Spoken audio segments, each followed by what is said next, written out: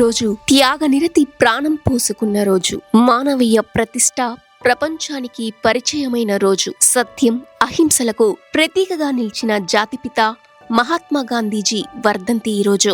గాంధీజీ ఒక వ్యక్తి కాదు, ఒక సిద్ధాంతం. బలమంటే హింస కాదని, నిజమైన శక్తి అహింసేనని ప్రపంచానికి చాటి చెప్పిన మహానాయకుడు మహాత్మా గాంధీజీ. రక్తపాతం లేకుండా ఉద్యమాన్ని నడపవచ్చని, ఆకాంక్షలను నిజం చేసుకోవచ్చునని గాంధీజీ నిరూపించారు. హింస పెరుగుతున్న నేటి ప్రపంచంలో గాంధీజీ ఆలోచనలు మరింత అవసరమవుతున్నాయి.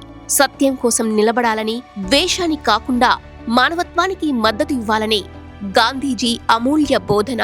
1948 జనవరి 30వ తేదీ సాయంత్రం 5:17 ఢిల్లీలోని బిర్లా భవన్ ప్రాంగణంలో ప్రార్థన కోసం వెళ్తున్న గాంధీజీపై కురిసిన కాల్పుల వర్షం దేశాన్ని ఒక్కసారిగా శోకసంద్రంలోకి తోసేసింది. భారతదేశం భారంగా తల వంచింది. కానీ జాతిపిత మరణంతో మహా సిద్ధాంతం ఉద్భవించింది. గాంధీజీ ఆనాడు నేలకొరిగారు.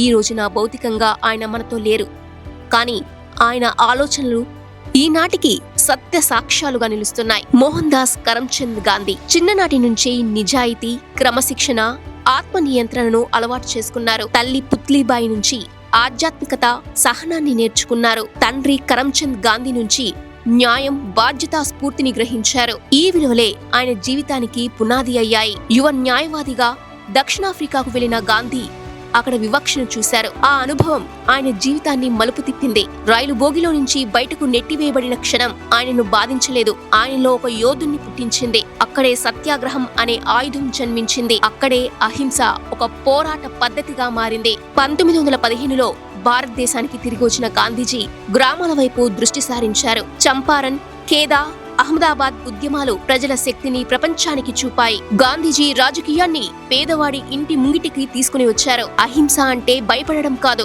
అహింస అంటే మౌనము కాదు, అహింస అంటే అన్యాయానికి ఎదురు నిలబడే అత్యంత ధైర్యమైన మార్గం. ఉప్పు సత్యాగ్రహం నుంచి క్విట్ ఇండియా ఉద్యమం వరకు గాంధీజీ చూపిన మార్గం ప్రపంచ చరిత్రను మార్చింది.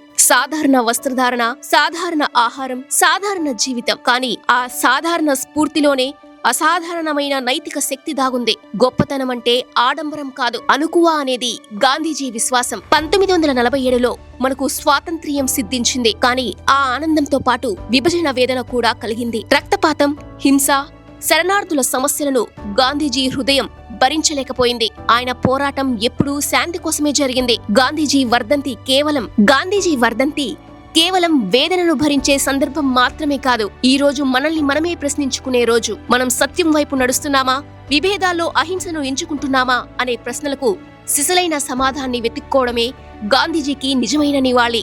యుద్ధాలు, ద్వేషం, విభజన పెరుగుతున్న నేటి ప్రపంచంలో గాంధీజీ ఆలోచనలు చాలా విలువైనవి. ఆయన మాటలు ఈ రోజున కూడా మార్గదర్శక స్తంభాలు. మార్పు కావాలంటే ముందుగా మనమే మారాలంటారు గాంధీజీ. మన దేశ భవిష్యత్తు యువత చేతుల్లో ఉంది.